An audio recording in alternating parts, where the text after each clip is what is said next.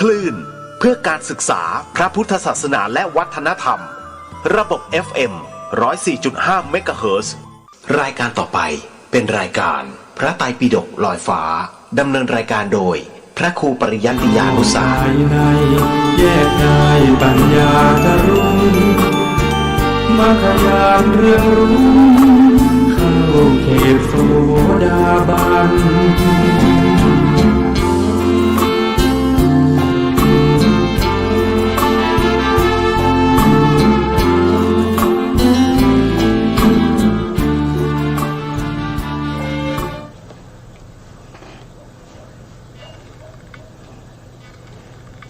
พุทธัง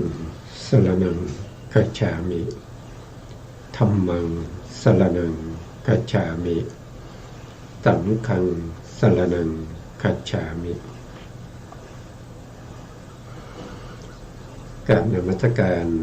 พระมหาเถระพระสังฆาธิการพระเถรานุเถระ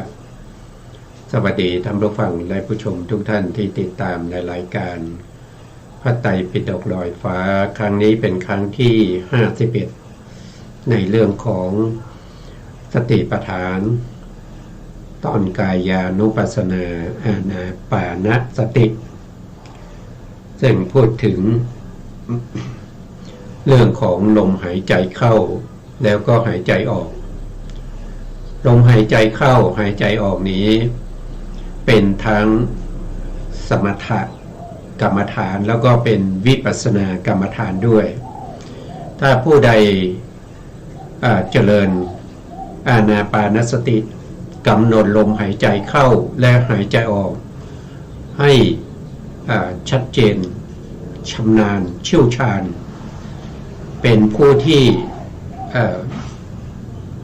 สามารถที่จะเข้าถึงมรรคผลและนิพพานได้สามารถจนไปถึงเป็นพระอรหันต์ได้ในปัปพะเดียวนี้นั่นคืออานาปานสตินะครับอานาปานสติพระพุทธองค์แสดงไว้4จตุกะจตุกะที่1ก็เกี่ยวกับเรื่องของกายานุปัสสนาสติปัฏฐานเริ่มตั้งแต่การนับลมหายใจไปจนได้ถึงฌานที่4แล้วก็ใช้ฌานที่4ในการเจริญวิปัสสนาโดยการกำหนดทางเดินของลมก็คือรูปแล้วก็เหตุให้เกิดลมหายใจนั่นก็คือจิตก็ได้นามรูปและนามก็เข้าถึงวิปัสสนาญาณได้มรรคได้ผลเหมือนกันหรือว่าบางท่านอาจจะได้ฌาน4แล้วก็มาต่อวิปัสสนาในหมวดที่เป็นเวทนานุปัสสนาสติปัฏฐานก็สามารถที่จะเข้าถึงมรรคผลนิพพานจนเป็นพระอรหันต์ได้หรือบางท่านอาจจะไม่ชอบในเรื่องของเวทนาก็ใช้อานาปานสติที่เป็นอัปปนาฌานตั้งแต่ปฐมฌานถึงฌานที่4แล้วก็เจริญจิตตานุปัสสนาก็สามารถที่จะเข้าถึงความเป็นพระอริยบุคคลหมดสิ้นซึ่งอนุสัยทั้งหลายเข้าถึงอรหันตมรรคอรหันตผลได้เหมือนกันหรือบางท่านอาจจะชอบในเรื่องของธรรมานุปัสสนาสติปัฏฐานก็เอา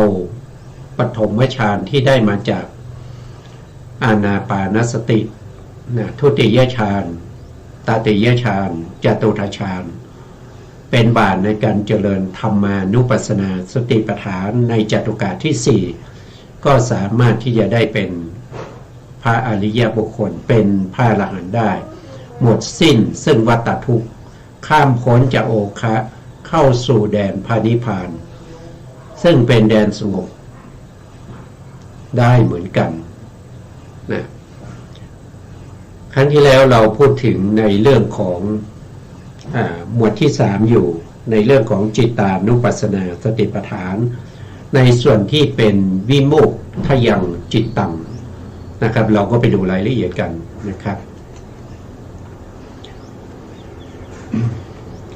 ครั้งที่แล้วก็พูดถึงเรื่องของผู้ที่ใช้อานาปานสมาธินะครับไม่ว่าจะเป็นปฐมฌานที่มีองค์ฌาน5มีวิตกมีวิจารมีปิติมีสุขมีเอกคตาแล้วก็เจริญวิปัสสนาต่อนะหรือว่าบางท่านจะได้ทุติยฌานนะครับละวิตกกับวิจารมีปิตินะครับมีปิติก็สามารถที่จะต่อวิปัสสนาได้เหมือนกันหรือบางท่านจะละปิติละปิติในตติยฌานแล้วก็เจริญวิปัสสนาก็ได้นะครับหรือบางท่านจะละสุขสุขซึ่งเป็นองค์ฌานนั้นเปลี่ยนมาเป็นอุเบกขามีองค์ฌาน2นะก็คืออุเบกขากายเอกคตาก็จะเป็นจตุตถฌานแล้วก็เจริญวิปัสสนาก็สามารถที่จะเข้าถึงมรรคผลนิพพานได้เหมือนกันตรงนี้เราถึงตรงนี้นะครับก็หรือว่าภิกษุเข้าฌานเหล่านั้นออกแล้วพิจารณาจิตที่สัมปยุทธ์ด้วยญาณก็คือปัญญานะครับคือต้องมีปัญญาผู้ที่เข้าฌานได้ต้องมีปัญญาแล้วก็จะต้องมีปัญญานี้เป็นอัธยาศัยมีปัญญานี้เป็นพื้นฐานนะครับคือหมายถึงว่าผู้ที่ปฏิบัติธรรมเพื่อให้ได้ตั้งแต่อุปจารสมาธิเนี่ยจะต้องเป็นประเภทที่ปฏิสนธิมาด้วยติเหตุกะก็คือปฏิสนธิที่มีปฏิสนธิจิตที่ประกอบด้วยเหตุ3นะครับก็จะมีเหตุก็คืออโลภะเหตุอโทสะเหตุแล้วก็อโมหะเหตุถ้าไม่มีอโมหะซึ่งเป็นปัญญาประกอบพวกนั้นก็ไม่สามารถที่จะเข้าถึงอุปจารสมาธิได้นะครับนี่ก็เกี่ยวกับเรื่องของอะไรก็คือเขาเรียกว่าบุพเพกตะปุญญาตาก็คือมีการบำเพ็ญบุญมาก่อนนะครับแล้วก็อัตตสัมมาปณิธิก็คือมีการตั้งตัวไว้ชอบหรือว่าตั้งวางตัวไว้ถูกต้องในภพก่อนนู้นมาไม่ใช่อยู่อยากจะทำก็ทำนะคือทำได้เพื่อเป็นบุญบารมีต่อไปในภพหน้านะครับพอไปภพหน้าเราก็จะเป็นบุคคลที่มีบุพเพกตะบุญญาตาก็คือเป็นบุคคลที่ได้บำเพ็ญบารมีมาก่อนแล้วเคยตั้งอัตตสัมมาปณิธิมาก่อนนะครับอันนั้นแหละเป็นเหตุเป็นปัจจัยเป็นอุปนิสัยเป็นอัธยาศัยนะครับให้เราได้มาซึ่งปฏิสนธิที่เป็นติเหตุกะปฏิสนธิมีปัญญาประกอบมาตั้งแต่เราปฏิสนธิในภพนี้เป็นบาทเป็นพื้นฐานในการที่เราจะมาประพฤติปฏิบัติในเรื่องของสมถะแล้วก็วิปัสสนาอันนี้คือปัญญานะปัญญามีมาตั้งแต่เริ่มต้นเลยนะครับเริ่มต้นเลยนะบุคคลแต่เราไม่รู้นะแต่ละท่านก็ไม่รู้ว่าตัวเองเนี่ยปฏิสนธิมาด้วยติเหตุกะหรือเปล่าหรือว่าทวิเหตุกะนะครับถ้าเราไม่ลองประพฤติปฏิบัติดูนะครับเราต้องลองประพฤติปฏิบัติดูลองทำอานาปานสติดูว่าเราสามารถที่จะกำหนดลมหายใจนับลมหายใจเนี่ยได้อย่างติดต่อเนื่องนะครับเป็นไปด้วยความสะดวกสบาย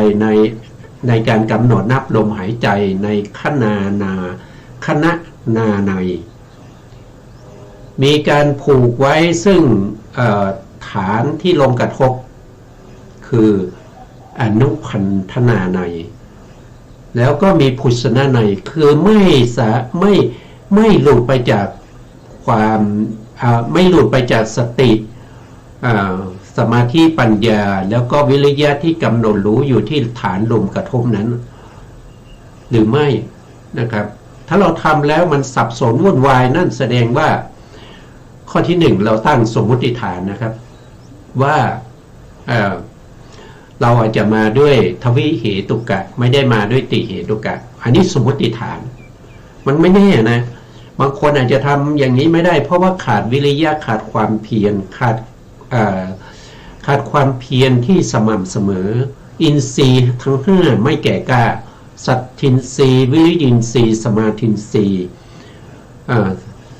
สัตตินทรีย์แล้วก็ปัญญินทรีย์ไม่สม่ำเสมอกันนะครับเวลาปฏิบัติแล้วก็ง่วงเหงาหานอนบางที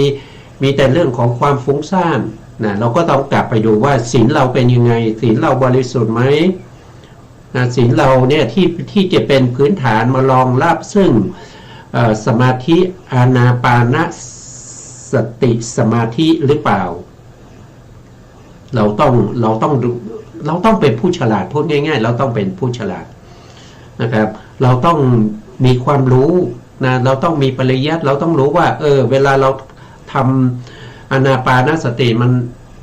มันสับสนวุ่นวายเหลือเกินนะครับเราก็ต้องไปดูสาเหตุว่าเพราะอะไรอาจจะเพราะว่าเราเหตุเก่านะครับมาด้วยทวิเหตุกะอันนี้สมมุติฐานไม่มีใครรู้นะ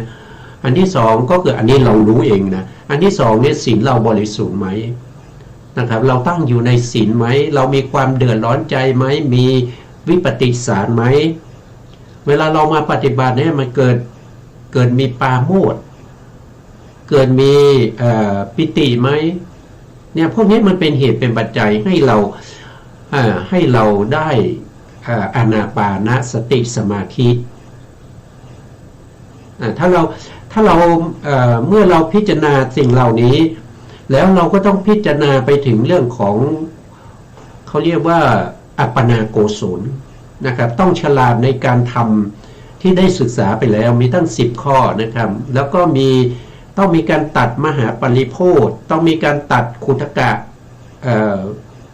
ปริโภทคือเครื่องกังวลเล็กๆน้อยๆเหล่านั้นนะแต่ต้องอยู่ในสถานที่เหมาะสมไหมทุกสิ่งทุกอย่างเหล่านี้เป็นเหตุเป็นปัจจัยที่ถ้ามันไม่ดีมันเป็นอสัพพยะมันก็จะขัดขวางในเรื่องของการที่เราทำสมาธิอานาปานสติแต่ถ้ามันเป็นสัพพยะที่อำนวยความสะดวกเป็นธรรมที่ส่งเสริมกันเนี่ยการปฏิบัติของเราก็จะเจริญก้าวหน้าไปเรื่อยๆนะครับแต่ที่ขาดไม่ได้นั่นก็คืออาตาปีนะอาตาปีคือวิริยะนะอาตาปีสัมปชานโนคือปัญญาสติมาวินัยะวินัยะนี่คือสมาธิต้องขาดไม่ได้เลยนะพูดง่ายๆว่าดูที่อินทรีย์ก็แล้วกันในอินทรีย์5มีศรัทธามีวิริยะมีสติสมาธิให้สม่ำเสมอกันนะครับแล้วก็สมาธินั้นไม่ใช่สม่ำเสมอกันด้วยกำลังน้อยๆนะคือสม่ำเสมอกันด้วยอินทรีย์ที่มีกำลังมากพร้อมที่จะทะลุทะลวงละเสียซึ่งนิวรณ์ทั้งหลายละเสียซึ่งธรรมที่เป็นปฏิปักษ์ต่อสมาธินั้นถ้าเราละไม่ได้เราทำไม่ได้ก็ต้องไปตรวจสอบว่าเราบกพร่องตรงไหนนะครับอันนั้นเป็นเบื้องต้นมาจนถึงเราได้สมาธิแล้วนะอันนี้คือปัญญานะต้องมีปัญญาประกอบนะครับโดยความสิ้นไปและเสื่อมไปในขณะแห่งวิปัสสนาเนี่ยถ้าเราพูดถึงกรรมฐานเนี่ยก็มีอยู่2อย่างก็คือมีสมถกรรมฐานกับวิปัสสนากรรมฐานใช่ไหมสมถกรรมฐานเนี่ยเขาเรียกว่าเป็นเขาเรียกว่าอาลัมมณูปนิชฌานอันนี้ก็คือเพ่งอารมณ์นะเพ่งอารมณ์ที่เป็นตอนนี้เราเพ่งอารมณ์ที่เป็นลมหายใจก็เรียกว่าอานาปานสตินะอันนี้เรียกว่าเพ่งอารมณ์นะและอีกอันหนึ่งก็คือเขาเรียกว่าเป็นลักขณูปนิชฌานลักขณูปนิชฌานก็เพ่งเหมือนกันแต่เพ่งอะไรเพ่งลักษณะ นะเพ่งลักษณะของรูปนามจนลักษณะของรูปนามนั้นปรากฏโดยความเป็นของไม่เที่ยงนะมีแต่เสื่อมไปนะครับมีแต่เสื่อมไปจริงๆแล้วก็เริ่มต้นมาตั้งแต่สัมมัสสนญาณก็จะเห็นการเกิดขึ้นตั้งอยู่แล้วก็ดับไปมีทั้งเกิดขึ้นมีทั้งตั้งอยู่มีการดับไปนะแต่ในการปฏิบัติวิปัสสนาเนี่ยเขาไม่ได้ให้ความสำคัญเกี่ยวกับการเกิดขึ้นเพราะการเกิดขึ้นเนี่ยมันจะทำให้วิปัสสนาไม่เจริญก้าวหน้าไม่เป็นคล้ายๆว่ามีประโยชน์น้อยหมายความว่าเราไปใส่ใจจุดที่มันเป็นดับไปสิ้นไปหมดไปตรงนั้นจะเป็นหนทางเป็นธรรมที่นำไปสู่ความเขียนอะไรเขียนว่าสิ่งเหล่านี้มันเป็นภัยสิ่งเหล่านี้มันเป็นโทษสิ่งเหล่านี้มันน่าเบื่อหน่ายแต่ถ้าเราเห็นแต่เกิดอย่างนี้มันทำให้จิตใจของเราเนี่ยไม่ละคายจากรูปนามได้นะครับไม่เห็นว่ารูปนามเป็นภัยมันไม่แต่เกิดเนี่ยเพราะฉะนั้นสิ่งที่เห็นแต่เกิดนะมันก็ถามว่าดีไหมก็ดีเพียงแต่ให้เรารู้ว่าสภาวะธรรมเหล่านี้มันจากเดิมไม่มีแล้วก็มีขึ้นอย่างเงี้ยมันก็เป็นอนิจจังได้แต่อนิจจังอย่างนี้เนี่ยเป็นอนิจจังที่เทียบกับอนิจจังที่เราเห็นว่ามันมีแต่ดับไปสิ้นไปหมดไปไม่ได้นะครับเพราะฉะนั้นผู้ที่ปฏิบัติก็ต้องตามเห็นแต่สภาวะธรรมที่มันสิ้นไปหมดไปพังไปสลายไปย่อยยับไปนะอันนี้ถึงจะเป็นหนทางนำไปสู่การเห็นว่าสิ่งเหล่านี้มันเป็นภัยเป็นทุกข์เป็นโทษน่าเบื่อหน่ายหาทางออกนะครับพยายามหาทางออกแล้วก็วางเฉยต่อรูปนามเพราะว่ามันไม่มีทางออกในฝั่งที่เป็นโลกิยะมันจะมีฝั่งเฉพาะฝั่งที่มุ่งหน้าสู่มรรคผลเท่านั้นนะก็จะเป็นลักษณะที่เราจะต้องใส่ใจแล้วก็เข้าใจนะครับสำหรับผู้ที่สนใจที่จะเจริญอานาปานสติจนได้มรรคได้ผลเนี่ยก็ต้องใส่ใจข้อมูลทั้งหมดไม่ว่าข้อมูลนั้นจะเล็กน้อย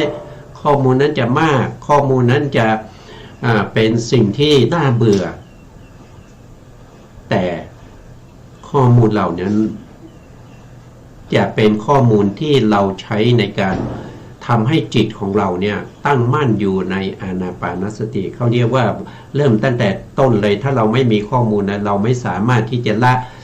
พวกที่เป็นนิวรณ์ได้อย่างที่เราได้ศึกษาไปในครั้งก่อนๆว่านิวรณ์ไม่ว่าจะเป็นกามฉันทานิวรณ์พยาบาทานิวรณ์ถีนามิทานิวรณ์อุทธัจจกุกุจจานิวรณ์แล้วก็วิจิกิจฉานิวรณ์ทั้งหมดนี้จะมีข้อธรรมอยู่6ข้อนะครับแล้วก็ทุกนิวรณ์นี้จะมีคำว่าโยนิโสมนสิการต้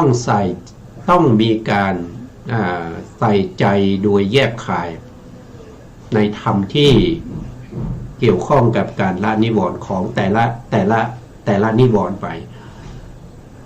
นะอันนั้นคือข้อมูลนะต้องมีนะเราต้องมีนะถ้าเราไม่มีได้เราไม่ก้าวหน้านะครับเวลาเราไปปฏิบัติเนี่ยอาจารย์ท่านมีความรู้ความเข้าใจในการที่จะแนะนำเราแต่เวลาสื่อสารความหมายว่าเราฟังจากท่านเนี่ยอาจจะเป็นคนละเรื่องก็ได้นะครับอาจจะเป็นคนละเรื่องไม่ตรงกันอาจารย์พูดอย่างนี้เราก็ว่าเราเข้าใจแต่มันเข้าใจผิดนะต้องมีความรู้นะต้องมีความรู้แล้วก็ความรู้นี่มันเป็นตัวที่จะตัดสินให้เราได้ด้วยว่าเวลาเราไปสนทนาพูดคุยกับวิปัสสนาจารย์หรือว่าอาจารย์ของเราเนี่ยอาจารย์ของเราเนี่ยมีความรู้หรือเปล่านะครับบางทีท่านอาจจะบางท่านนะพูดถึงเฉพาะบางท่านนะไม่ได้พูดถึงทุกคนนะบางท่านเนี่ยอาจจะมีความรู้ความเข้าใจที่น้อยนะครับมีน้อยแล้วก็แนะนำเราผิดๆนะเราจะเดินผิดทาง นะต้องเพราะว่าเวลาเราไปปฏิบัติกับท่านเนี่ยเราต้องมอบกายถวายชีวิตเลยนะครับท่านให้เราทำอะไรเราก็ต้องทำเพื่อความเจริญของวิปัสสนาแต่ถ้าไม่มีความรู้เนี่ยเราก็ปฏิบัติผิดนะการปฏิบัติผิดเนี่ยไม่ใช่ปฏิบัติผิดแล้วก็แล้วนะปฏิบัติผิดแล้วก็จบไม่ใช่นะครับคือการปฏิบัติผิดเนี่ยมันมีโทษนะเขาเรียกว่าเป็นศีลพัตตปรมัสสะนะศีลพัตตปรมัสสะมีโทษยังไงก็นำเราไปเกิดในอบายภูมิเห็นไหมมันคือการปฏิบัติเนี่ยมันมีถูกกับผิดเท่านั้นนะถูกก็เป็นบุญเป็นกุศลเราก็ดำเนินไปสู่มัชฌิมาปฏิปทาทางสายกลางได้แต่ถ้าเราผิดเนี่ยมันไม่ใช่ผิดแล้วก็จบไม่ใช่ผิดแล้วก็หยุดไม่ใช่ผิดแล้วก็นำเราไปสู่อบายนะครับเราต้องไปทุกข์ทรมานต้องไปเวียนว่ายตายเกิดในอบายกว่าเราจะกลับมาเป็นมนุษย์จะได้มาศึกษาพระธรรมคำสั่งสอนของพระพุทธเจ้าแล้วก็จะมาได้มาประพฤติปฏิบัติเหมือนปัจจุบันนี้มันยาก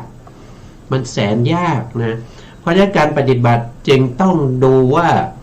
เราปฏิบัติเป็นสัมมาทิฏฐิหรือว่าเป็นมิจฉาทิฏฐิ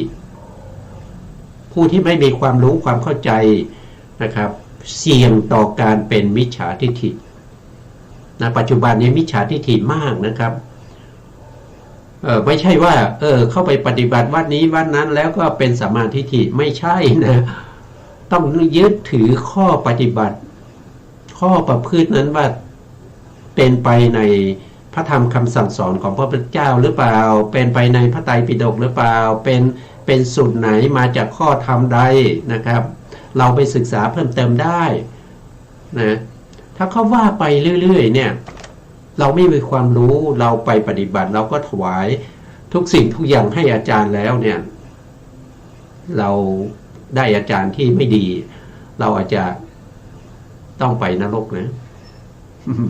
มันไม่ใช่เรื่องธรรมดานะครับมันเป็น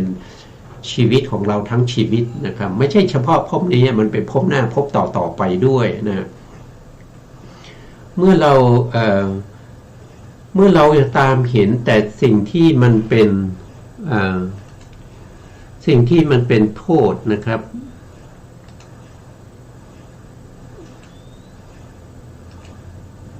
สิ่งที่มันเป็นโทษเป็นภัยนะมันก็จะทำให้จิตใจของเราเนี่ยเกิดความเห็นว่ามันน่าเบื่อนะมันน่าเบื่อนะครับนั่นก็เข้าสู่วิปัสสนานะเธอเพื่องจิตจากนิจจสัญญานะนิจจสัญญาและนิจจสัญญาด้วยอนิจจานุปัสสนาคำว่านิจจสัญญาหรืออนิจจานุปัสสนาเนี่ยคำว่านิจจเนี่ยมันก็จะมีศัพท์ที่คล้ายๆกันนะครับก็จะมีอยู่3อย่างนั่นก็คืออนิจจังเนี่ยก็คืออะไรก็คือเขาเรียกว่าเป็นตัวธรรมนะตัวธรรมในที่นี้คืออะไรก็คือได้แก่นามกับรูปนามกับรูปเนี่ยมันเป็นสภาวะธรรมที่มันเป็นอนิจจังมันเป็นตัวของอนิจจังนะแล้วอนิจจตานะอนิจจตาคำที่สองคืออนิจจตาอนิจจตาเนี่ยเป็นลักษณะของอนิจจังก็คือความที่มันตั้งอยู่มันเกิดขึ้นตั้งอยู่แล้วสลายไปความสลายไปความเปลี่ยนแปลงความดับไปเหล่านี้มันเป็นเขาเรียกว่าเป็นอนิจจตาเป็นลักษณะของอนิจจังนะอนิจจังนี้คือรูปนามขันธ์ห้าเพราะรูปนามขันธ์ห้านี้เป็นเขาเรียกว่าเป็นสังขารธรรมนะเป็นสังขารธรรมเพราะฉะนั้นอนิจจังจึงเป็นตัวที่เป็นตัวอะไรตัวรูปนามขันธ์ห้าเพราะมีลักษณะเป็นอนิจจตาอนิจจตาคือลักษณะของอนิจจังนะครับแล้วก็ยังมีอีกคำว่าอานิจจานุปัสสนาอานิจจานุปัสสนาอานิจจานุปัสสนาอานิจจานุปัสสนานี้ก็คือได้แก่ว่าจริงๆคือได้แก่ตัวปัญญานะครับตัวปัญญาที่อยู่ในสัมปยุตธรรมที่เป็นตัวปัญญาอยู่ในจิตที่ตามรู้ตามเห็น ถึงอนิจจตาตามรู้ตามเห็นถึงความสิ้นไปความดับไปความสลายไปของรูปนามขันธ์ห้าคือของอนิจจังนะอันนี้คืออนิจจสัญญานะอนิจจสัญญาคือความจำนะครับแล้วก็นิจจ์นะไม่ใช่อนิจจสัญญานิจจนี่คือเที่ยงนะครับคือสัญญาไปจำว่าเที่ยงนะครับจำอะไรว่าเที่ยงก็คือจำจิตนะจำจิตนี้ว่ามันเที่ยงนะจิตนะว่ามันเที่ยงแล้วเราปฏิบัติวิปัสสนาเนี่ยเราก็ต้องเห็นตามความเป็นจริงว่าจิตนี้มันไม่ใช่นิจจสัญญาตัวที่เข้าไปเห็นบ่อยๆจนสามารถเห็นว่าจิตนี้มันไม่ใช่นิจจสัญญานั้นเราเรียกว่าเป็นอนิจจานุปัสสนาอนิจจานุปัสสนาคือตัวปัญญาที่ตามรู้ตามเห็นสภาวะธรรมของจิตว่าจิตนั้นมันไม่ใช่นิจจสัญญามันเป็นอนิจจานะมันเป็นอนิจจนะมันเป็นอนิจจสัญญานะมันต้องตามเห็นนะครับทุกวันนี้เราก็เห็นว่าจิตเรานี่มันเที่ยงใช่ไหมครับเวลาตายก็ตายแต่รูปเราไม่เห็นนะเราไม่เห็นอะไรเราไม่เห็นจิตเราก็เข้าใจว่าจิตก็ออกจากร่างแล้วก็ไปหาร่างใหม่เนี่ยนี่คือนิจจสัญญานะการยึดมั่นว่าจิตมันเที่ยงนะครับจิตมันเที่ยงมันไม่ได้เป็นอนิจจสัญญานะพื้นฐานของปุถุชนมนุษย์ทั้งหลายก็จะมีอย่างนี้นะต้องมีปัญญาตามรู้ตามเห็นจิตนั้นจนเห็นว่าจิตนั้นเป็นของไม่เที่ยงนะครับเมื่อเห็นอย่างนั้นก็เรียกว่าเป็นอนิจจานุปัสสนาปลดเปลื้องจิตจากสุขสัญญาด้วยทุกขานุปัสสนาอันนี้ก็คือการเห็นเนี่ยของผู้ปฏิบัตินะครับบางท่านอาจจะเห็นอานิจจานุปัสสนานี้ชัดเจนนะครับแล้วก็เป็นธรรมเอกนะครับไม่ค่อยจะเห็นทุกขานุปัสสนาแต่บางท่านอาจจะเห็นทุกขานุปัสสนานี้ชัดเจนกว่าอานิจจานุปัสสนาก็ได้มันก็ขึ้นอยู่กับแต่ละบุคคลนะไม่ใช่จะเหมือนกันทุกคนนะครับในขณะที่ปฏิบัตินั้นนะต้องเห็นนะครับตรงนี้เราพูดถึงจิตตานุปัสสนาก็คือต้องมีจิตนี้เป็นประธานนะต้องเห็นจิตด้วยความเป็นอนิจจังนะไม่ใช่นิจจนะเป็นอนิจจังอนิจจนะอนิจจานุปัสสนาหรือบางท่านอาจจะเห็นว่าจิตเนี้ยมันไม่ใช่สภาวะของความสุขนะครับแต่มันเป็นทุกข์นะมันทนอยู่ในสภาพเดิมไม่ได้มันต้องมีการเปลี่ยนแปลงแม้กระทั่งจิตที่เรารู้สึกว่าสุขใจเหลือเกินนะครับสมณะเกิดกับเราจนยังไงจนถึงกับกระโดดโลดแล่นไปในสุขสมณะนั้นแต่แล้วตรงนั้นมันก็มีนิดเดียวนะครับมันก็สุขใจได้นิดเดียวเดี๋ยวมันก็จะเปลี่ยนแปลงไปเปลี่ยนแปลงไปเป็นอุเบกขาบ้างไปเป็นทุกข์บ้างนะครับถึงแม้จะเป็นอุเบกขานั้นก็ถือว่าเป็นทุกข์ด้วยนะถึงว่าเป็นสุขก็เป็นทุกข์ด้วยเพราะว่าสุขก็ต้องทนอยู่ในสภาพของความสุขไม่ได้อุเบกขาก็ทนอยู่ในความเป็นเฉยๆในอุเบกขาไม่ได้สรุปแล้วเนี่ยมันไม่ได้เป็นสุขเลยมันเป็นแต่ทุกข์นะครับเมื่อตามเห็นว่าสภาวะธรรมที่เป็นจิตนะไม่ว่าจะเป็นกุศลจิตก็ตามอกุศลจิตก็ตามเป็นโลภะจิตโมหะจิตหรือว่าเป็นโทสะจิตนะครับหรือว่าจะเป็นจิตที่เป็นญาณสัมปยุตคือประกอบด้วยปัญญาหรือว่าไม่ประกอบด้วยปัญญาไม่ว่าจะจิตที่เป็นวิบากเป็นภวังคจิตเป็นอะไรทั้งหมดทั้งมวลนั้นก็ต้องทนนะครับก็ต้องทนเพราะความทนนี่แหละนะความทนที่จะต้องเกิดขึ้นแล้วก็ต้องทนนึงให้อยู่ตั้งอยู่ แต่มันทนอยู่ไม่ได้นะครับเพราะฉะนั้นจึงเห็นว่าสภาวะที่เป็นจิตเหล่านี้มันเป็นทุกข์เมื่อเห็นเป็นทุกข์ปัญญาที่ตามเห็นทุกข์อยู่เนืองๆติดต่อเนื่องกันนะครับตลอดเวลานั้นแหละเขาเรียกว่าเป็นทุกขานุปัสสนาเป็นทุกขานุปัสสนาหรือบางท่านเนี่ยไม่เห็นด้วยความเป็นของไม่เที่ยงไม่เห็นด้วยความเป็นทุกข์แต่เขาจะมีความเห็นว่าโอ้มันเป็นสภาวะธรรมที่ไม่ได้เป็นตัวเป็นตนบังคับบัญชาไม่ได้ไม่สามารถที่จะกำหนดหรือให้เขาเป็นไปตามที่เราต้องการได้จิตเหล่านี้มันเป็นแต่สภาวะของความ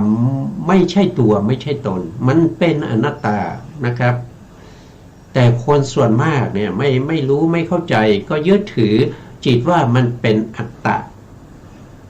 เป็นอัตตาเป็นตัวเป็นตนนะครับเป็นของที่เราเป็นเราอ่ะพูดง่ายๆนะครับอย่างเช่นบางท่านก็ถือว่ารูปเป็นเรายึดถือรูปว่าเป็นเรานะครับเห็นรูปเป็นเราเป็นรูปหรือเห็นว่ารูปอยู่ในเราอยู่ในรูปหรือว่าเห็นว่ารูปเป็นของเราเป็นรูปอย่างเนี้ยนะจริงๆแล้ว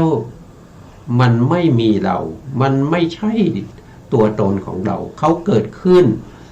ด้วยอำนาจของปัจจัยแล้วเขาก็จะดับไปด้วยเหตุด้วยปัจจัยที่ปรุงแต่งนะครับปรุงแต่งเข้ามาเมื่อเหตุปัจจัยนั้นมันไม่เที่ยงสภาวะธรรมที่เป็นเขาเรียกว่าเป็นปัจจุบันธรรมมันจะเที่ยงมาได้อย่างไรนะครับแม้กระทั่งปัจจัยยังไม่เที่ยงเลยนะเพราะฉะนั้นตามเห็นอยู่ถึงความที่เราไม่สามารถที่จะบังคับบัญชานะครับให้เขาเป็นไปตามที่เราต้องการนะครับมันไม่ใช่ตัวไม่ใช่ตนนะถ้าเป็นตัวเป็นตนเราก็สั่งได้นะครับเราก็สั่งเขาว่าอย่าแก่นะอย่าแก่นะขอให้หนุ่มให้สาวอย่างนี้ไปตลอดนะอย่าเจ็บนะอย่าไข้นะอย่าปวดนะอย่าเมื่อยอย่าหนังอย่าเหี่ยวนะผมอย่างงอกนะฟันอย่าหักนะมันไม่สามารถที่จะบังคับบัญชาให้เขาเป็นไปตามที่เราต้องการอย่างนี้ได้นะเพราะฉะนั้นมันจึงไม่ใช่เราบังคับบัญชาให้เขาเป็นไปด้วยอำนาจของเราไม่ได้จึงเป็นอนัตตานุปัสสนาต้องอันนี้เห็นด้วยปัญญานะครับเห็นด้วยปัญญาตัวที่เข้าไปเห็นเข้าไปตามรู้ตามเห็นนั่นคือตัวปัญญารู้แจ้งเห็นจริงอย่างนี้แล้วก็จะเรียกว่าเป็นผู้ที่ตามเห็นนะครับด้วยอนัตตานุปัสสนาเมื่อผู้ปฏิบัติเนี่ยเห็นว่ามันบางท่านอาจจะเห็นว่ามันไม่เที่ยงนะบางท่านอาจจะเห็นว่ามันเป็นทุกข์บางท่านอาจจะเห็นว่ามันเป็นอนัตตาของใครของมันก็เห็นอย่างนี้ไปเรื่อยๆนะครับจนในที่สุดเนี่ยการเห็นอย่างนี้เนี่ยก็จะเป็นเขาเรียกว่าเป็นนิพพิทาก็คือความเบื่อหน่ายนะ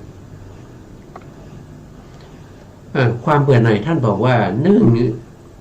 จากนันทินันทิก็คืออะไรนันทิก็คือนันทิก็คือความยินดีเพลิดเพลินนะครับความยินดีเพลิดเพลินในรูปในเวทนาในสัญญาในสังขารทั้งหลายนะครับในจิตด้วยนะความยินดีเพลิดเพลินเหล่านั้นเนี่ยก็จะถูกละได้ด้วยความเบื่อ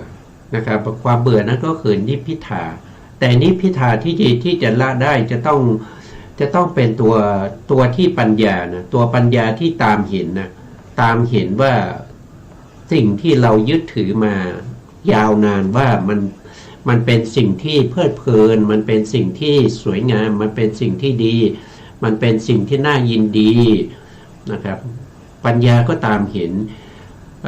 ด้วยความเป็นอนิจจาหรือว่าด้วยความเป็นทุกขาหรือว่าด้วยความเป็นอนัตตาอย่างนี้เนืองๆจนในที่สุดเนี่ยก็เห็นว่าสิ่งที่เรายึดมั่นถือมั่นว่ามันเป็นสุขเนี่ยมันไม่ใช่มันเป็นสิ่งที่น่าเบื่อมันเป็นสิ่งที่เกิดขึ้นแค่แป๊บเดียวแล้วก็ดับไปนะครับมันน่าเบื่อมันน่าจะจริงๆแล้วมันจะมันเห็นเป็นภัยก่อนนะเห็นว่ามันเป็นภัยเห็นว่ามันเป็นโทษแล้วก็มีความน่าเบื่อนะครับเพราะฉะนั้นนิพพิทานุปัสสนาก็จะเป็นละเสียซึ่งความเพลิดเพลินยินดีในขันธ์ห้าทั้งหลายเหล่านั้นนั่นก็คือตัวปัญญานะเป็นผู้ที่ไปเบื่อหน่ายไม่ใช่ไปเบื่อหน่ายด้วยโทสะนะไม่ใช่ไปเบื่อหน่ายเบื่อเหลือเกินนะครับเราเบื่ออย่างนี้นะเราจะไม่เกิดอีกแล้วนะขอคือชาตินี้เป็นชาติสุดท้ายอย่างนี้พูดอย่างนี้มันพูดได้แต่ว่ามันเป็นไปไม่ได้นะมันเป็นไปไม่ได้คือไม่ได้ชาติหน้าเราไม่เกิดแล้วก็คือไม่เกิดเป็นมนุษย์เกิดเป็นอะไรก็ต้องไปอบายนะครับเพราะว่าไม่มีหนทางไม่มีแนวทางในการเป็นสัมมาทิฏฐินะไม่ได้เป็นสัมมาทิฏฐิมันเป็นไปในส่วนที่เป็นมิจฉาทิฏฐินะครับไม่มีเหตุไม่มีปัจจัยอยู่ๆก็ไม่อยากเกิดแล้วก็จะไม่เกิดอีกนะครับอันนั้นก็เป็นมิจฉาทิฏฐิไปนะครับมันต้องเป็นมาโดยดำดับแห่งวิปัสสนาญาณอย่างนี้นะครับถึงจะนำเราไปสู่ความเบื่อหน่ายเป็นนิพพิทานะครับนะจากนั้นก็คือวิราคะก็คือความคลายกำหนัดราคะนี่เป็นความกำหนัดนะกำหนัดยึดถือนะครับสภาวธรรมที่เป็นรูปขันธ์นะเป็นเวทนาเป็นจิตหรือว่าเป็นธรรมทั้งหลายนะแต่ถ้าเราเห็นตั้งแต่เริ่มต้นมาเลยตั้งแต่ความเป็นอนิจจังทุกขังอนัตตาอย่างใดอย่างหนึ่งอย่างแก่กล้าแล้วก็มีกำลังเขาจะละคายนะครับเพราะว่าเขาเบื่อหน่ายแล้วเขาก็จะละจะคายนะครับเมื่อละเมื่อคายก็จะเรียกว่าเป็นวิราคานุปัสสนาการตามเห็นตามรู้ตามสภาวะของความเป็นจริงเหล่านี้อยู่เนืองๆมันก็จะเบื่อหน่ายแล้วก็มันก็จะละคายนะครับละคายสภาพนี้ไปนะต่อมาท่านบอกว่านะครับจากสมุทัยด้วยก็คืออะไรก็คือเปื้องเนี่ยตรงเนี้ยท่านเว้นไว้นะครับก็คือเปื้องจากอะไรก็คือเปื้องจากสมุทัยคืออะไรเหตุให้เกิดนะครับเหตุให้เกิดทุกข์ก็เรียกว่าทุกขสมุทัยนะครับสมุทัยนี่ก็อย่างเช่นทุกข์คือสมุทัยก็คือทุกขสมุทัยก็มาจากไหนก็มาจากชาติไงก็เพราะฉะนั้นชาติก็คือสมุทัยเหมือนกันนะครับสมุทัยเหมือนกันแล้วทีนี้ชาติมาจากไหนชาติก็มาจากภพภพก็เป็นสมุทัยก็เรียกว่าภพสมุทัยแล้วก็ภพมาจากไหนภพมาจากอุปทานก็เป็นอุปทานสมุทัย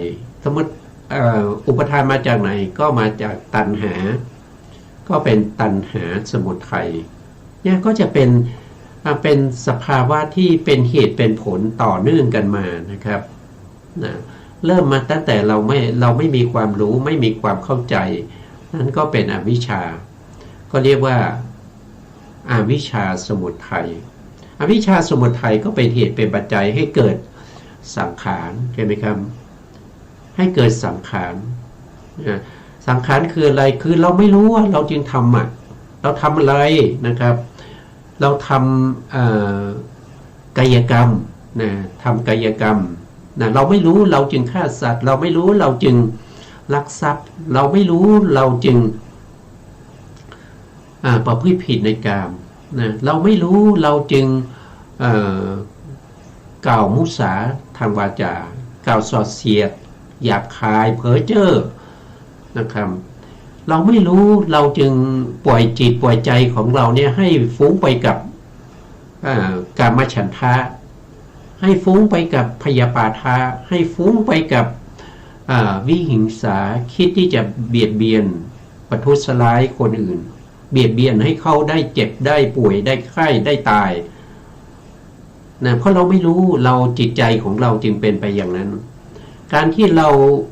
ปล่อยจิตปล่อยใจไปอย่างนั้นน่ะมันก็เป็นมโนกรรมเป็นมโนกรรมนะบางท่านก็ผมไม่ได้ทุกวันนี้ผมไม่ได้ฆ่าสัตว์นะผมไม่ได้ลักทรัพย์ผมไม่ได้ประพฤติผิดในกรรมนะผมก็ทำบุญใส่บาตรทุกวันนะอันนี้บุญที่เราทำเป็น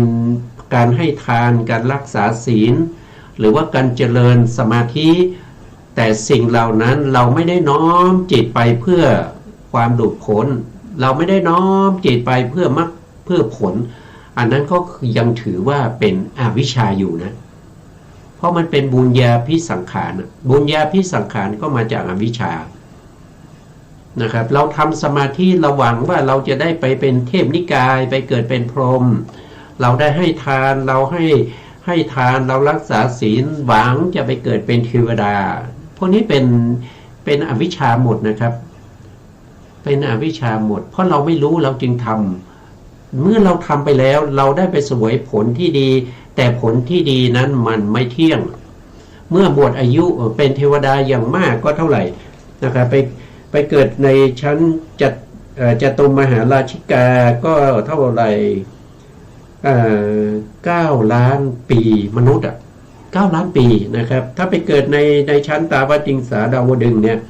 ก็36 ล้านปีก็หมดอายุก็ต้องกลับมาเกิดเป็นมนุษย์อีกนะครับหรือว่าบัญชีกรรมที่เราทำไว้ไม่ดีเนี่ยจากเทวดาไม่ได้มาเป็นมนุษย์นะก็อาจจะเป็นเดรัจฉานเป็นเปรตเป็นอสุรกายเป็นสัตว์นรกได้นะครับหรือว่าบางท่านอาจจะไปเกิดเป็นพรหมนะไปเกิดเป็นพรหมแล้วนะครับก็คิดว่าจะอยู่ยั่งยืนนะพรหมนั้นเขามีอายุนะครับอย่างเช่นปฐมฌานภูมิเนี่ยก็มีอายุอย่างมากเนี่ยก็คือ1อสงไขย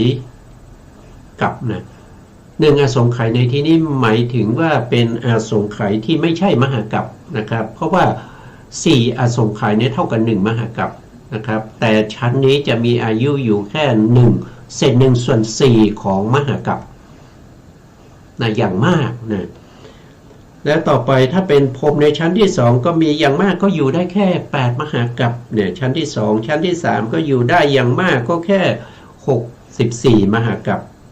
นะหรือว่าจะเกิดเป็นเวหพลาหรือเป็นอสัญญสัตว์ก็500มหากัปนะหรือว่าจะไปเกิดในอรูปภูมิเป็นอากาสานัญจายตนะภูมิก็จะมีอายุอยู่แค่20,000 มหากัปนะ 20,000 มหากัปถ้าเป็นขึ้นไปอีกชั้นหนึ่งนะครับก็จะเป็นวิญญาณัญจายตนะพรหมก็จะมีอายุอยู่ 40,000 มหากัปหรือว่าไปเป็นอากินจัญญายตนะก็มีอายุอยู่ที่ 60,000 มหากัปหรือว่าไปเกิดในภพสูงที่สุดนะครับซึ่งเป็นยอดของปุถุชนนะครับหรือว่าจะมีพระอริยะก็พระอริยะอยู่ในนั้นก็จะเป็นยอดของพระอริยะด้วยนะครับแต่ผู้ที่เป็นปุถุชนเร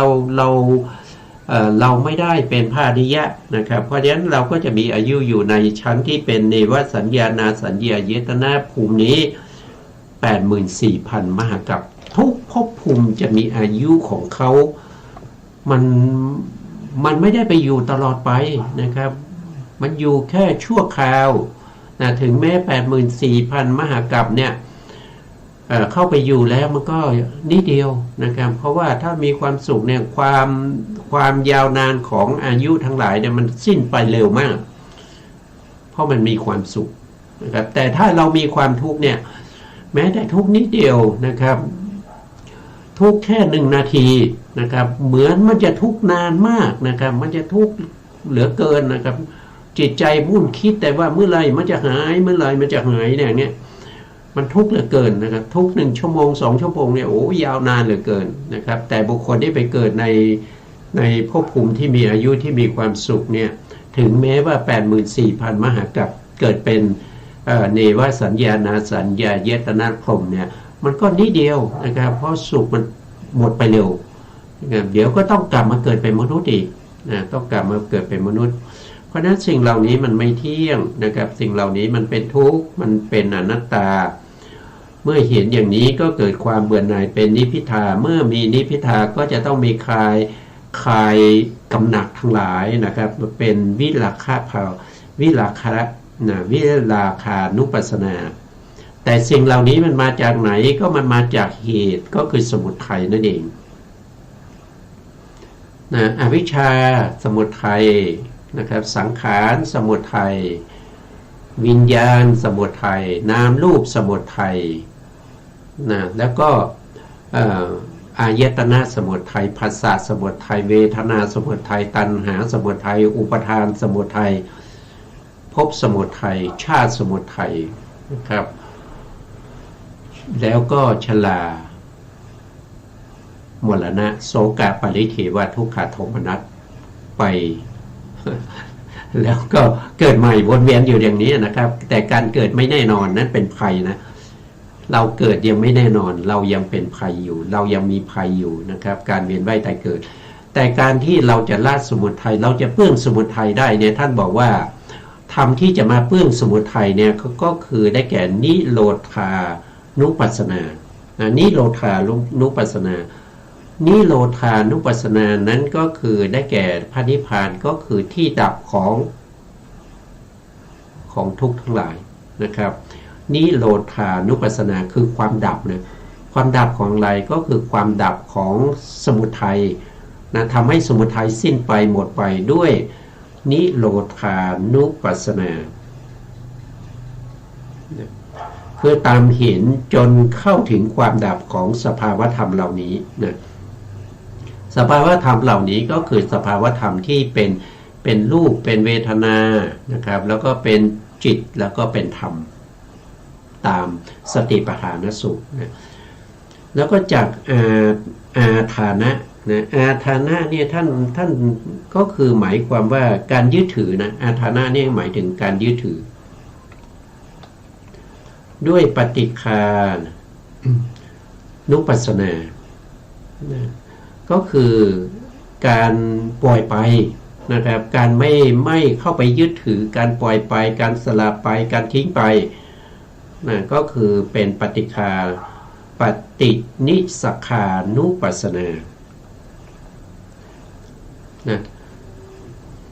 แล้วตรงนี้ก็มีหายใจเข้าแล้วก็หายใจออกนะครับอันนี้เราก็เข้าใจอยู่แล้วว่าเราเจริญนานาปานสติมาจนได้ถึงฌานที่สี่นะครับแล้วก็ใช้ฌานที่สี่ในการที่จะมาต่อวิปัสสนาในเรื่องของจิตานุปัสสนาเพื่อให้เข้าถึงวิปัสสนาญาณทั้งหลายนะเพื่อให้ข้ามพ้นจากความเป็นปุถุชนเข้าสู่ความเป็นพระอริยะจนสูงสุดนั่นก็คือได้เป็นอรหันตมรรคอรหันตผลแล้วก็ได้ปรินิพพานนะครับสิ้นทุกข์ในวัฏฏะสงสารนี้ไปนั่นก็คือเป็นหนทางในพระพุทธศาสนาเป็นความปรารถนาของผู้ที่เป็นสัมมาทิฏฐิในพระพุทธศาสนานะครับเพราะเหตุนั้นนะท่านจึงเรียกว่านะครับสำเนียกว่าเราจะเปื้องจิตอันนี้ก็คือเป็นจตุกะที่3นะครับเราจะเปื้องจิตนั่นก็คือข้อที่4นะครับข้อที่4เราจะเปื้องจิตแล้วก็หายใจเข้าแล้วก็หายใจออกนั่นก็มาจากจตุกะที่3ข้อที่4นะครับเพิ่งทราบว่าจตุกะนี้ทรงตัดไว้ด้วยจิตตานุปัสสนาเป็นวิปัสสนาอย่างเดียวนะครับจิตตานุปัสสนานะครับเราก็จะเห็นได้ว่านะครับตั้งแต่จตุกะที่1เนี่ยเป็นกายานุปัสสนาสติปัฏฐานนะครับลมหายใจเข้าออกนั้นเป็นทั้งวิปัสสนาแล้วก็เป็นทั้งสมถะนะครับสมถะก็คือสมาธิเป็นทั้งสมาธิแล้วก็วิปัสสนาในกายานุปัสสนาสติปัฏฐานอานาปานสติเนี่ยเขาเป็นได้ทั้ง2อย่างนะครับพ อมาในส่วนที่เป็นเวทนานุปัสสนาเวทนานุปัสสนาที่ต่อเนื่องจากอานาปานสติสมาธินั้นเป็นวิปัสสนาโดยตรงนะไม่ได้เป็นสมถะหรือสมาธินะเป็นวิปัสสนาโดยตรงแล้วก็มาในจตุกะที่สามจิตตานุปัสสนาสติปัฏฐานนี้เป็นวิปัสสนาโดยตรงนะครับต่อเนื่องจากอานาปานสติสมาธินั่นเองต่อไปก็จะพูดถึงในจตุกะที่4นะครับจตุกะที่4ก็คือเรื่องของธรรมานุปัสสนาสติปัฏฐานนะครับก็จะมีอธิบายดังนี้นะครับอนิจจานุปัสสีท่านจะอธิบายคำว่าอนิจจานุปัสสีนะครับในข้อธรรมข้อที่236ส่วนในจตุกะที่4บทว่าอนิจจานุปัสสีนี้มีวินิจฉัยดังต่อไปนี้ในลำดับแรกพึงทราบอนิจจอันนี้ก็อธิบายไปเมื่อต้นรายการอนิจจานี่คือรูปนามขันธ์5หรือสังขารธรรมทั้งหลายนะครับเป็นตัวอนิจจังเป็นตัวที่มันไม่เที่ยงพูดถึงตัวขันธ์นะรูปขันธ์เวทนาขันธ์สัญญาขันธ์สังขารขันธ์พวกนี้มันไม่เที่ยงพูดถึงตัวที่เป็นสังขารธรรมเรียกว่าเป็นอนิจจเพิ่งทราบว่าอนิจจตานะอนิจจตาคืออาการลักษณะคือความเปลี่ยนแปลงนะครับไม่ใช่ตัวขันธ์แต่เป็นอาการลักษณะของความเปลี่ยนแปลงของขันธ์ที่มันไม่มีก็เกิดขึ้นมาพอเกิดขึ้นมาตั้งอยู่แล้วก็ดับไปความเปลี่ยนแปลงเหล่านี้เขาเรียกว่าเป็นอนิจจตานะเป็นอนิจจตานะอันนี้คือลักษณะนะคือลักษณะของความไม่เที่ยงนะต่อไปพึงทราบอนิจจานุปัสสนาอนิจจานุปัสสนาอันนี้หมายถึงตัวปัญญานะครับตัวปัญญาที่ตามเห็นอนิจจตาตามเห็นของสภาวะหรืออาการที่มันเปลี่ยนแปลงไปมันไม่เที่ยงตัวที่ตามเห็นคือตัวปัญญานะครับปัญญาจริงๆแล้วก็คือหมายถึงว่าสัมปยุตธรรมที่มีปัญญาเป็นประธานเพราะว่าปัญญาเกิดขึ้นเองโดดไม่ได้ปัญญาจะต้องเกิดพร้อมกับจิตแล้วก็จะต้องเกิดพร้อมกับอัญญสมณเจตสิกด้วยแล้วก็โสภณเจตสิกนะครับแล้วก็มีปัญญาเกิดร่วมกันนะครับแล้วก็ตามเห็นลักษณะอาการที่มันไม่เที่ยงอย่างนั้นอยู่นิ่งๆติดต่อเนื่องกันไปเขาเรียกว่าเป็นอนิจจานุปัสสนาเพิ่งทราบนะครับอนิจจานุปัสสนาในบทเหล่านั้นบทว่าอนิจจังเนี่ยได้แก่ตัวขันธ์5นะอนิจจังนี้ได้แก่ตัวขันธ์5เพราะเหตุไรเพราะขันธ์5เหล่านั้นมีความเกิดขึ้นดับไปนะครับมีความเกิดขึ้นแล้วก็ตั้งอยู่แล้วก็ดับไปตั้งอยู่กันนิดเดียวนะครับมีระยะเวลาแค่อนุขณะนะครับเราพูดถึงนามธรรมนะครับแต่ถ้าเป็นรูปธรรมเนี่ยก็ในขณะที่เป็นถีติขณะนั้นก็จะยาวนะครับมีถึง49อนุขณะการเกิดขึ้นอันนั้นเรียกว่าเป็นอุปาทขณะมีขณะเดียวแล้วความดับไปก็คือพังคขณะก็มีขณะเดียวแต่ถ้าเป็นถีติขณะของรูปก็จะมีอยู่49ขณะรวมกันแล้วก็เท่ากับ51อนุขณะก็คือเท่ากับการเกิดขึ้นดับไปของจิตถึง17ดวงเท่ากันรูป1รูปนะรูป1รูปจะมีอายุเท่ากับจิตถึง17ดวงจิตที่เกิดขึ้นแล้วก็ดับไปเกิดขึ้นแล้วก็ดับไปถึง17ดวงด้วยกันรูปที่เกิดขึ้นเกิดขึ้นพร้อมกับจิตดวงที่1แล้วก็ไปดับพร้อมกับจิตดวงที่17อันนั้นเป็นสภาวะของรูปแต่สภาวะของจิตของเวทนาของสัญญาของสังขารทั้งหมดจะต้องมีแค่ ถีติขณะตั้งอยู่แค่หนึ่งขณะเท่านั้นนิดเดียวนะครับแต่ท่านก็ไม่พูดถึงตั้งอยู่นะครับเพราะท่านจะพูดถึงเฉพาะเกิดขึ้นแล้วก็ดับไปนะครับแต่สุดท้ายก็จะพูดถึงเฉพาะดับไปเพราะ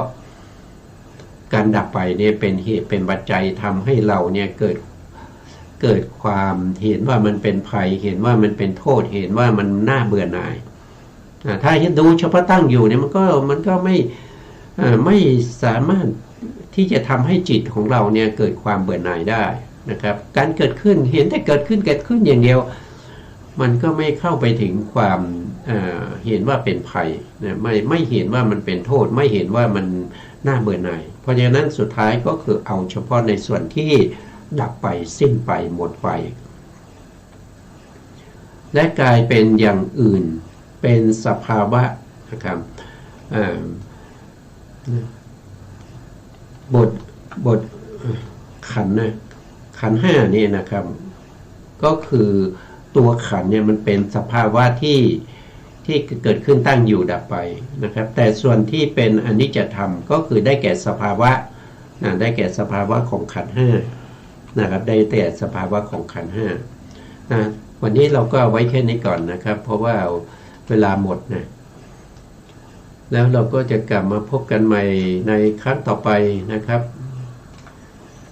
วันนี้เราก็คืนเวลาให้ทางสถานีนะครับสุดท้ายนี้ขอกราบขอบพระคุณพระครูสมุทรวิศวัตรวรกิจโจผู้อำนวยการสถานีวิทยุเพื่อการศึกษาพระพุทธศาสนาและวัฒนธรรม FM 104.5 เมกะเฮิรตซ์วัดฝายหินจังหวัดเชียงใหม่และขอกราบขอบพระคุณพระครูปริยัติยานุศาสตร์ขอบคุณท่านผู้ฟังและผู้ชมทุกท่านที่ติดตามในรายการ